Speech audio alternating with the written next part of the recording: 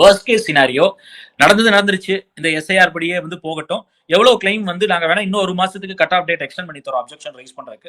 September 1ன்றது October 1 வரை வைத்துக் கொள்ளலாம். இல்ல அக்டோபர் 15 வரை வைத்துக் கொள்ளலாம். அதற்குள் எல்லோரும் இப்ப ஏற்கனவே சொல்லியிருக்காங்க பூத் லெவல் ஏஜென்ட்ஸ் கட்சிகள் இருக்கவங்க எல்லாம் போய் அந்த பாதிக்கப்பட்டவங்களுக்கு அந்த 60 லட்சம் பேர்ல யாரெல்லாம் நீக்கப்பட்டார்களோ தவறுகளா அவங்களை டெலீட் ஆனவங்களுக்கு எல்லாம் உதவி பண்ணுங்கன்னு எல்லாம் சொல்லியிருக்காங்க இல்லையா? அதெல்லாம் ஒரு வாரத்துக்குள்ள வந்தது. இந்த ஆதாரம் எப்படி வந்து சேர்த்துக்கொள்ள வேண்டும்.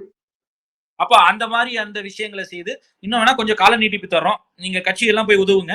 அதுக்குள்ள என்னென்ன சேர்க்க முடியுதோ சேர்த்து விட்டு இந்த எலெக்ஷன் இந்த எஸ்ஐஆர் படியே நடக்கட்டும் அப்படின்றது ஒரு ஜட்ஜ்மெண்ட் வந்தால் அது வந்து உண்மையிலே வர்ஸ்ட் கேஸ் சினாரியாவா இருக்கும். ஏன்னா நீங்க அப்போ you are virtually upholding SIR. அது வந்து அதோடைய உரிமை இல்லைன்னா சட்ட அங்கீகாரம் கொடுக்கப்படுகிறது. அப்புறம் வந்து தமிழ்நாட்டுக்கு வரும். அதனாலதான் நான் ஏற்கனவே வந்து இதெல்லாம் இந்த பிரச்சனை வர்றதுக்கு முன்னாடி எஸ்ஐஆர்னு சொன்னப்பவே தமிழ்நாட்டின் சார்பாக போய் திமுக எம்பிக்கள் எல்லோருமே போய் வந்து ஒரு முறையீடு கொடுத்தாங்க தேர்தல் ஆணையத்துல. ஆதாரை வந்து இதுல ஒரு ப்ரூஃபா ஏத்துக்கணும்னு சொல்லி அப்பவே கொடுத்திருந்தாங்க. தமிழ்நாட்டுல அவ்வளவு சீக்கிரம் இந்த போலி வந்து போர்ஜரிகள் எல்லாம் பண்ண முடியுமா இல்ல தகுதித்தம் பண்ண முடியுமான்றது சந்தேகம் தான். இங்க இருக்கக்கூடிய கட்சிகள் booth level agents DMK AIADMK இல்ல திமுக கூட்டணியில் இருக்கக்கூடிய கட்சிகள் இடதுசாரிகள் விடுதலை சிறுத்தைகளோ இல்ல அதிமுக கூட்டணியில் இருக்கக்கூடிய கட்சிகள். அதிமுக கூட்டணியில இப்போ ஒரு கட்சி தான் இருக்கு பாஜக மட்டும் தான். அவங்க இதுல சோ இப்ப எல்லோருக்குமே வந்து அவங்க ஆக்டிவா போல் ஒர்க் பாக்குறாங்க. அவ்வளவு எளிதில் அவர்களை ஏமாற்ற முடியாது. இது பிரச்சனையே என்னன்னா எங்க ஏமாற்றம் நடந்ததுன்னு காங்கிரஸ் குற்றச்சாட்டு வைக்குதுன்னா தேர்தலில் இந்த ரோல் ப்ரிப்பேர் பண்ணதுக்கு அப்புறம் தேர்தல் ஆணையத்திற்கு மட்டும் ஆக்சஸ் இருக்கக்கூடிய டேட்டாவிற்கு பிஜேபி ஆக்சஸ் கிடைத்திருக்கு அப்படின்றதான் குற்றச்சாட்டு வைக்கும்.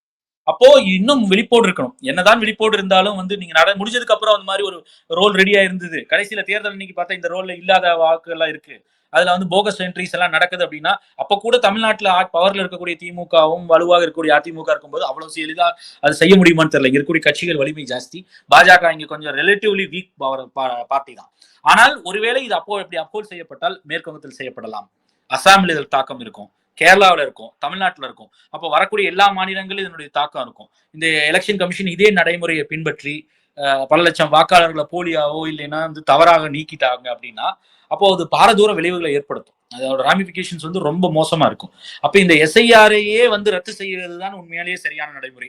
அது ஏதோ ஒரு விதத்தில் அங்கீகாரம் கொடுத்தால் அது வந்து டெஃபினட்டா நான் என்ன பொறுத்தவரைக்கும் அப்படிதான் நான் பார்ப்பேன்.